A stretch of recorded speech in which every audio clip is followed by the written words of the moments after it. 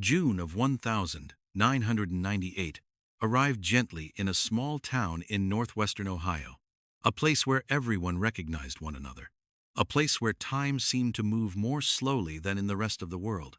Here, graduation night did not feel like a door closing. It felt more like a pause, a brief moment of stillness before real life began to pull everyone away. The high school gymnasium had emptied out. Folding chairs were stacked neatly along the walls. Balloons hung in the corners, slowly deflating, silent. The ceremony was over. The handshakes, the tears, the congratulations had already been exchanged. But the night itself was far from finished. Outside of town, under the fading light of an early summer evening, an open field stretched out as it always had. Pickup trucks and sedans were parked in loose clusters along the tall grass. Music drifted from somewhere nearby, not too loud, just enough to soften the awkwardness of young people standing at the edge of something new. Laughter blended into the darkness. Shoes brushed against the ground. Conversations about the future, uncertain, but full of hope. For the young people who were there that night, nothing felt out of the ordinary. No one expected trouble. No one imagined loss. All they knew was that, for now, everything still felt whole. Friendship, freedom, the sense that the world was wide open in front of them. Back in town, parents had gone to sleep. Porch lights were left on. Doors were unlocked. A familiar trust passed down through generations. That the kids would come home, they always did. No one knew how fragile that sense of safety really was. No one knew that some moments, once they pass, never return. And in that gentle pause of graduation night in 1998, a quiet story began. A story the town would need many years to fully understand. The field just beyond the edge of town opened up in the darkness like a familiar refuge. There was no entrance sign, no decorative lights, just uneven ground, tall grass, and an open stretch of sky. But to the young people there that night, it was enough to call it a party. Pickup trucks were parked along the edge of the grass. A few older sedans sat scattered nearby. Doors open, trunks popped. Music spilled out from the back of a truck, uneven, rising and falling with the wind and the laughter around it. A small fire burned at the center of the field. It wasn't large, but it was bright enough to illuminate faces that were still very young. Firelight reflected in their eyes, flickering with every word spoken, every shoulder brushed. Some stood in small groups, talking about plans for tomorrow. Others sat on the ground, listening to the music and staring up at the sky. No one was in a hurry. No one wanted to leave early. The smell of damp grass mixed with smoke. The night breeze carried the coolness of early summer. Cups were passed from hand to hand. Old stories were told again, as if someone feared that once the new day arrived, everything would change. Here, in this moment, they still belonged to one another. There was no schedule, no responsibility, only the present. The gathering wasn't loud or chaotic. It moved at the slow rhythm of a small town where people had grown up side by side. Everyone believed the night would pass like any other, that when the fire died down and the music faded, each car would leave the field and everyone would make it home safely. No one imagined that this peaceful place, with all its familiarity, would be the last to hold a complete picture of a group of friends before everything changed forever.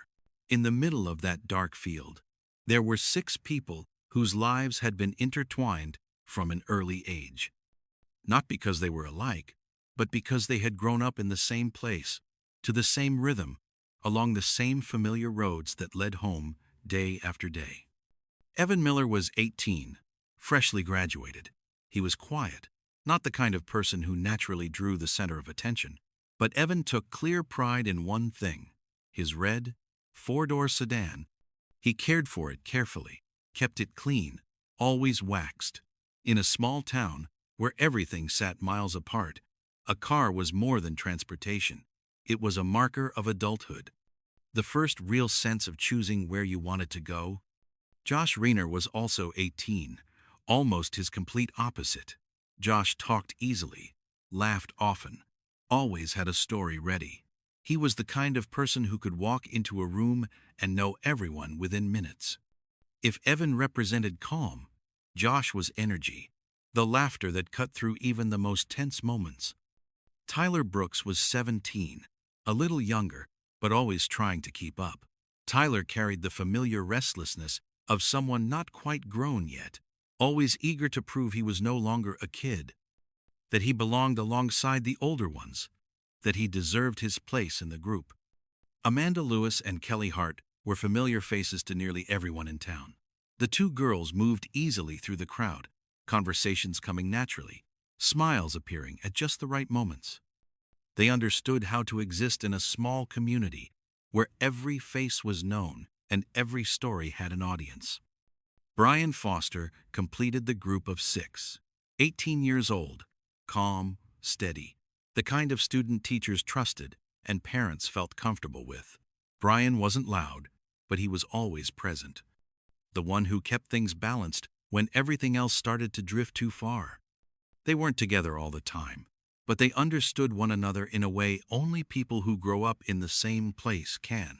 Shared memories, roads driven hundreds of times, evenings that once felt endless. That night, out in the field beyond town, they weren't 6 separate individuals. They were a group, a familiar circle. And none of them knew that, in just a few hours, that bond would become the only thing left for those who remained to hold on to for many years to come. As the clock slipped past midnight, the party began to thin out in a natural way. There was no clear signal that it was over, just small groups breaking apart, a few engines starting, a few hurried hugs, vague promises to meet again, as if tomorrow still had room for everyone. The 6 gathered near the red sedan. That moment, later on, would never be told the same way twice. Some remembered laughter, bodies squeezing into the car with the easy carelessness of being 18. Others recalled a brief flash of tension, a comment that landed heavier than usual, a disagreement about where to go next, or who should drive. Small details, scattered, never fitting together cleanly. Human memory is not loyal to time. It shifts with fear, with regret, with questions that have no answers. But one thing never changed. They left together. Evan was behind the wheel. The others filled the seats. The music was turned down. A window was cracked open, letting the cool early summer air rush in. The car rolled away from the field. Tires crunched softly over gravel. Headlights swept across tall grass and familiar fence posts. A few people watched them go. Someone waved. Someone else didn't look up in time. No one stopped to take it in. No one had any reason to. It was an entirely ordinary departure. The kind that happened dozens of times every weekend in a small town like this. The sedan turned onto the county road and disappeared into the darkness. No loud noise. No moment that seemed suspicious. Just 6 young people leaving a party, believing the night was still young and the road ahead was still familiar. That ordinariness would later become the hardest part to live with.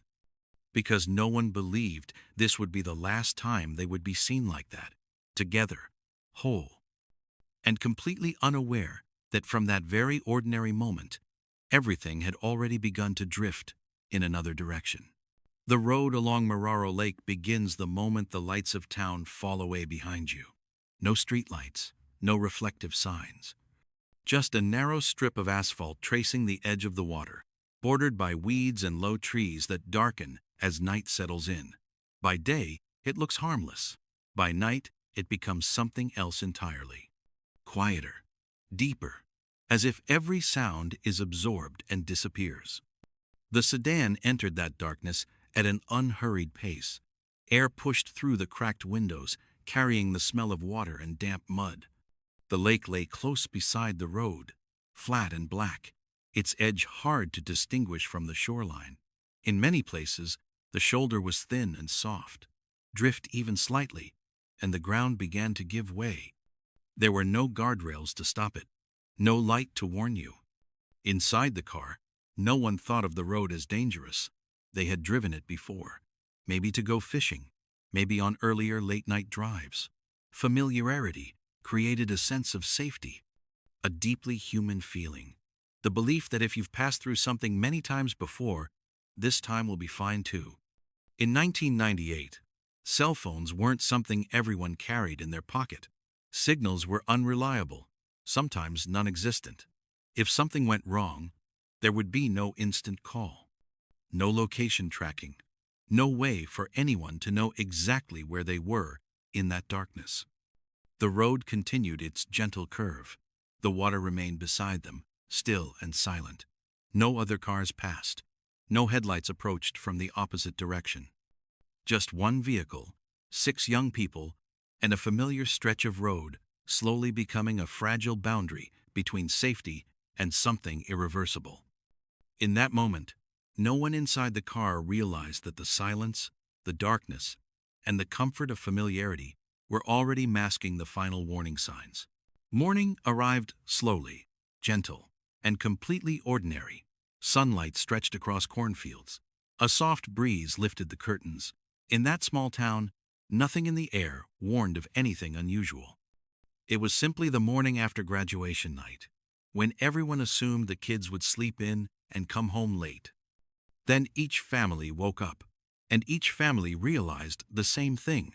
The bedrooms were exactly as they had been the night before. Beds untouched, clothes still neatly hung, posters on the walls perfectly still. No footsteps, no door opening, only a strange silence, lasting longer than it should. Someone checked the clock and tried to stay calm. Maybe they crashed at a friend's place. Maybe they were grabbing breakfast somewhere. Those thoughts came naturally, a way to keep panic from taking over. Phones were picked up, one call, then another, and another. The ringing went on. No one answered. Messages were left. No reply came back. Outside, a few families began to notice the familiar absence. The car was not there. The driveway looked too empty. And suddenly, the missing space carried a different meaning. It was not just staying out late anymore. It was a question. Fear did not arrive all at once. It gathered, slowly, heavily, layer by layer, as calls began crossing between families, as people realized it was not just one kid who hadn't come home. It was all of them. 6 young people, 6 bedrooms, 6 phones that stayed silent. In small kitchens, coffee went cold. No one could sit still. Some got in their own cars and drove the usual routes, hoping to spot a vehicle pulled off on the shoulder. A fragile hope, but a necessary one. Because that morning, the most terrifying thing was not fear itself. It was the moment people began to understand this was no longer an ordinary delay, and that something had happened in the night, quietly, deeply enough to keep 6 young people from coming home. The first call reached the police office early in the afternoon. The voice on the other end tried to stay steady, but it trembled. A parent asked if anyone had seen their child. The dispatcher wrote everything down carefully, speaking in a calm, even tone. A teenager not coming home after a night of partying was not unheard of. They usually came back. Usually. Then came another call. And another. Names began to repeat. Details lined up in ways that felt wrong. They left the party after midnight.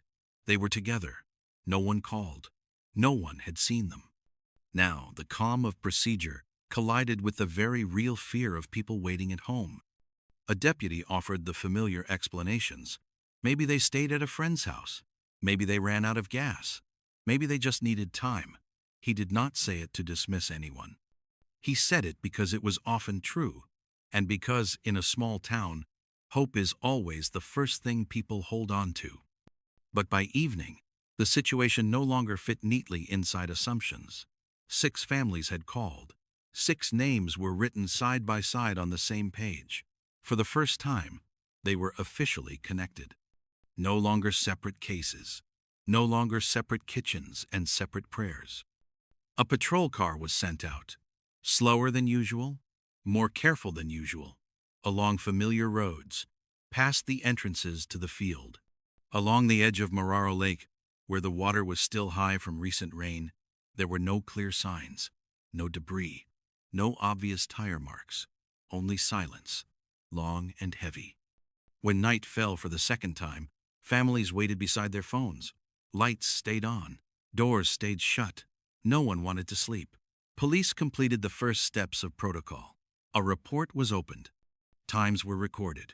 From that moment on, this was no longer reassurance. It had a file. It had a case number. And it had a widening empty space where the belief that the kids would simply come home began to crack, little by little.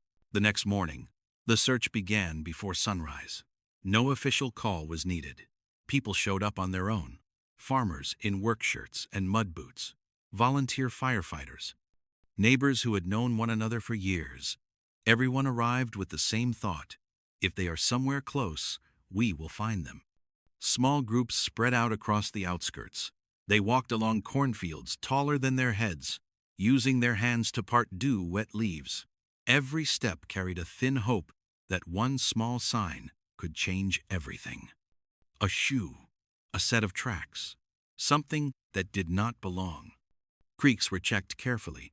The water was higher after the rain, slow and muddy. People bent down and stared hard, afraid of missing anything. Abandoned barns were opened. The stale smell of hay and motor oil drifted out. Flashlights swept across corners and empty spaces where someone might have stopped to rest. No one spoke loudly. The search moved in near silence, broken only by footsteps, rustling leaves, and quiet voices calling names. Sometimes someone would stop, heart racing, convinced they had found something. Then it would turn out to be nothing, another mistake, and the walking would begin again. Time passed in a way that felt unbearable. The sun climbed higher, sweat soaked into shirts, but no one wanted to stop, because stopping meant admitting there might be nothing left to find. By the end of the day, the groups returned. Exhaustion showed on every face. There was no decisive discovery, no car, no clear trail, only a heavier emptiness than the one they started with. The first day ended quietly, and with it came a fear slipping in for the first time, that if they were not in these familiar places, the answer might be somewhere much harder to reach. When the search did not produce answers, the empty space was quickly filled with rumor. In a small town, news does not need the media to travel. It moves from kitchen to porch, from the gas station to the grocery counter, through phone calls that sound like concern. At first it was whispering, then it grew louder. Some said there had been an argument at the party, raised voices, tension. Others insisted a jealous guy had followed the car as it left the field. Alcohol was mentioned, then drugs. Vague details became sharper with every retelling, even though no one could offer proof. For the families, every rumor was like a needle, small but painful. They heard everything, even when they did not want to, from neighbors, from acquaintances, from people who had never met their children but believed they understood the story. Every theory carried a quiet judgment that the kids had done something wrong, that they had brought it on themselves. The most brutal part was not the rumors. It was what rumors did to fear. They changed its shape. Worry turned into suspicion. Waiting turned into self-blame.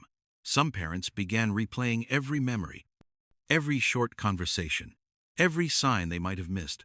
Some mothers sat for hours at the kitchen table, wondering if they could have done something differently.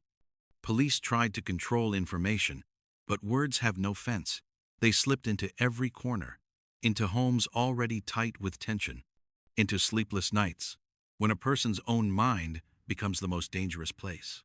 While the 6 young people were still missing, their families faced a second search. The search for peace inside a community that was unintentionally hurting the very people who needed protection most. Mararo Lake quickly became the center of unanswered questions. It sat just off the road the 6 young people were believed to have traveled, a man-made reservoir, wide and still, used for irrigation. By day, the water looked calm and harmless. By night, it turned dark and deep, reflecting the sky like a black mirror. Police walked the shoreline. They looked carefully, searching for oil slicks, for debris, for any sign that a vehicle had left the road and slipped into the water, but nothing surfaced. No clear tire marks, no broken branches. The water level was high after recent rains, and wind and current kept the lake in constant motion, murky and difficult to see into. A cautious decision was made. No divers, no sonar, no underwater search. The reasons were explained in practical terms. There was no evidence a car had entered the lake. Deploying divers would be dangerous. The budget was limited. Sonar required a clearer basis. On paper, everything made sense. But for the families, that logic brought no peace. They looked at the water and saw an unanswered possibility. They asked why it couldn't be searched, just to be certain. Why the lake was ruled out before hope was. Their questions were heard, but the decision did not change. In those early days, Moraro Lake did not look like an answer. It looked like any other body of water. Tire tracks near the shore were examined, then dismissed as marks left by farm equipment. Each explanation added another layer of distance between the truth and those who were waiting. The lake was quietly crossed off the priority list. No announcements, no headlines, but enough to shape everything that followed. Years later, many would say this was the turning point, not because anyone intentionally looked away, but because the truth was too quiet, too ordinary. And in a world that searches for obvious signs, Moraro Lake revealed nothing. It kept its silence, and that silence lasted for years. The days that followed blurred together without clear boundaries. No longer today or tomorrow. Just mornings that began with the same question, and evenings that closed in silence. Searches continued, but the rhythm had changed. Fewer people, fewer voices, less certainty. The first shift was not in action, but in language. At the beginning, people spoke in terms of when they were found, when they came home, when the phone rang. Then, slowly, quietly, when disappeared from the story, in its place came if there was news, if there were leads, if they were still alive. No one announced it. There was no meeting to declare that hope had run out, but everyone felt it, in the way police answered questions, in the eyes that looked away when families approached. In the longer pauses between words meant to reassure, the language grew careful, less promising, less certain. For the families, this was the most painful stage, not because hope was gone, but because they no longer knew where to place it. They were not told it was time to accept the worst. But they were no longer encouraged to believe as they once had. Everything hovered in between, a place where no one can stand for very long.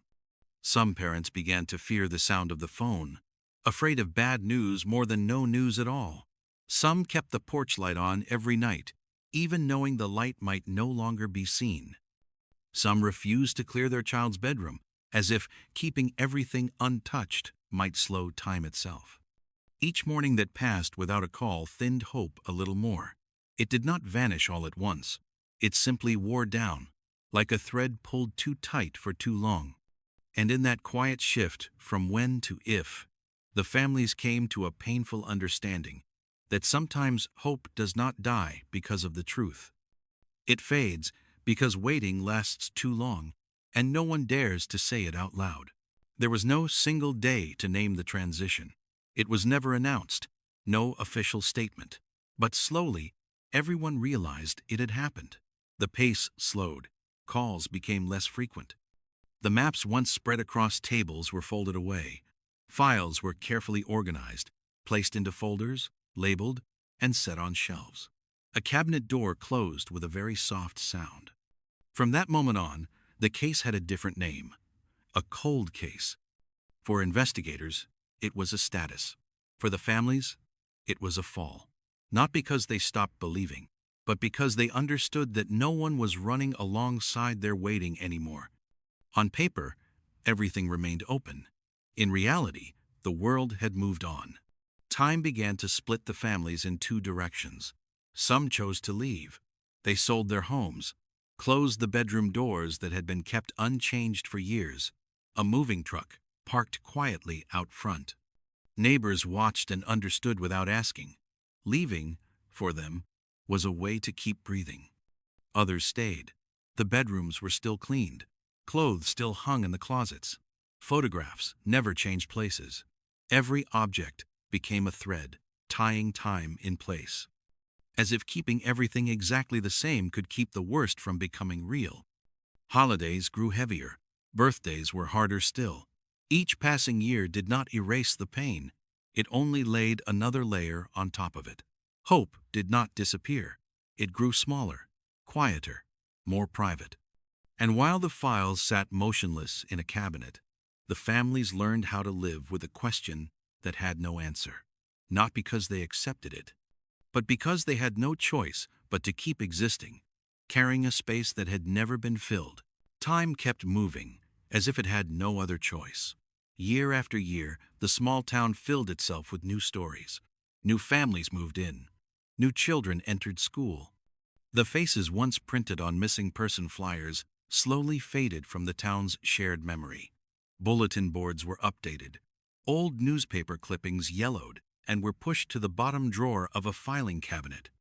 For most people, the case became a distant memory, mentioned occasionally in brief conversations, then quickly set aside. Not out of indifference, but because life insists on moving forward. People learned to drive along the road by the lake without thinking much about it. They went fishing, they irrigated their fields. Moraro Lake was still there, so familiar it became almost invisible. But for the families, 14 years did not make anything lighter. It only changed the shape of the pain.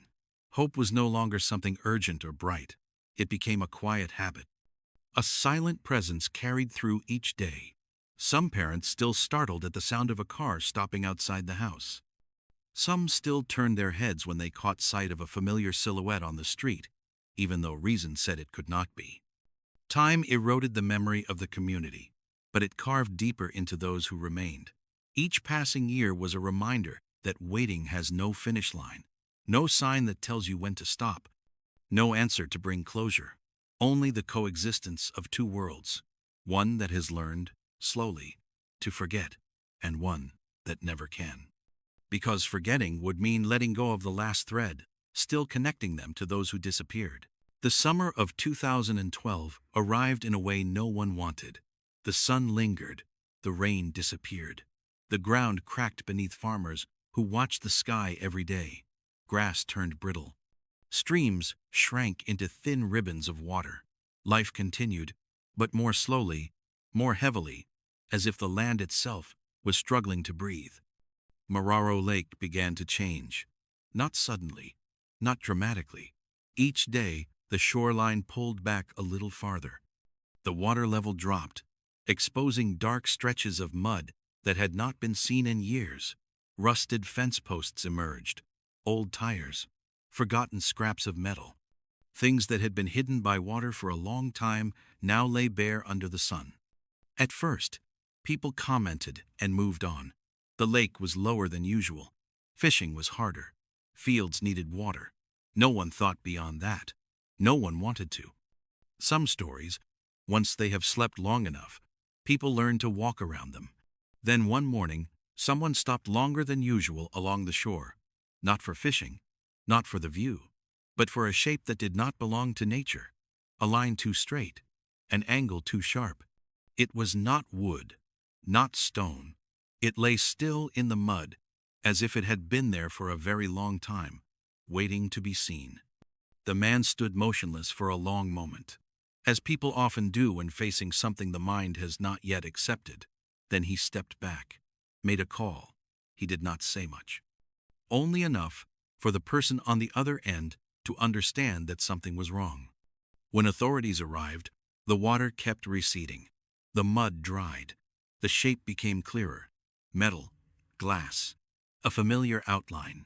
No one spoke loudly. No one needed to.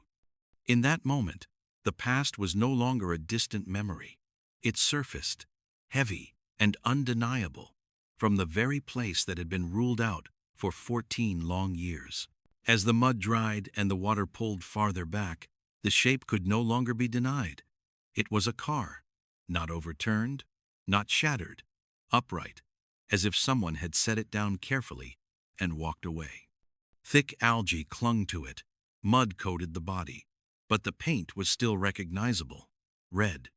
The license plate emerged in pieces, enough to read, enough to confirm, enough for 14 years of questions to collapse into a single, silent moment. Evan Miller's sedan, the car that had been carefully waxed, a small symbol of freedom. It had been here all along. The area was secured. No one rushed. Every movement was slow, as if moving too quickly might cause emotions to break loose. When divers reached the vehicle, they were no longer searching blindly. They were only confirming what everyone already understood.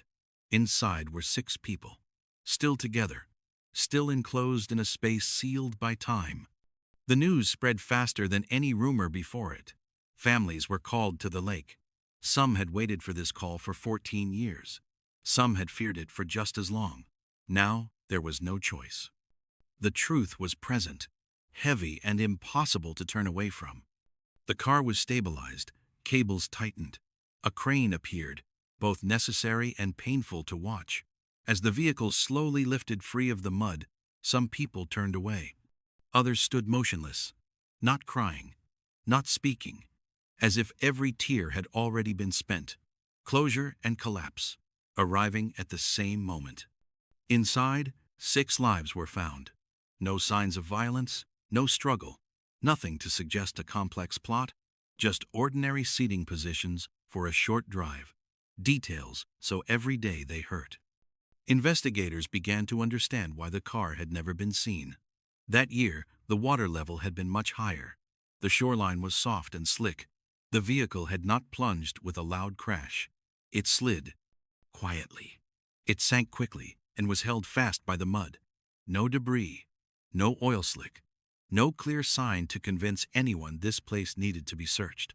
The truth required no elaborate explanation. There was no hidden villain, no secret story behind it all. Only a narrow road, darkness, enough alcohol to slow reaction time, and a moment of inattention that youth always believes it can overcome. When the sedan was finally removed, the shoreline felt strangely empty, as if the lake had at last released what it had held for 14 years.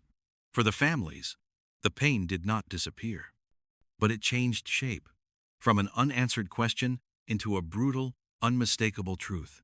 Their children did not vanish because of something mysterious. They had been very close, too close. And that fact, more than any conspiracy, was what made this truth the hardest to accept. Once the vehicle was removed from the lake and the examination began, the truth emerged in a cold, methodical way. There were no signs of violence, no evidence of a struggle, no injuries suggesting a violent collision before the car entered the water. Everything inside reflected a very short, very ordinary drive. The seating positions were consistent with a late-night ride.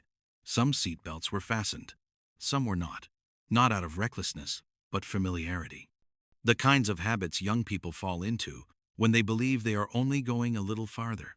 The medical examiner concluded the cause of death was drowning, rapid, in darkness, inside a confined space where the chance of escape was nearly non-existent. Toxicology results showed alcohol in Evan's system, not enough to render him completely impaired, but enough to slow reaction time, enough to make a familiar road feel wider, safer than it truly was. Combined with the darkness, the narrow roadway, the lack of guardrails, those small factors stacked on top of one another. Crash reconstruction experts outlined a scenario that was painfully simple. The car did not speed away. It slid.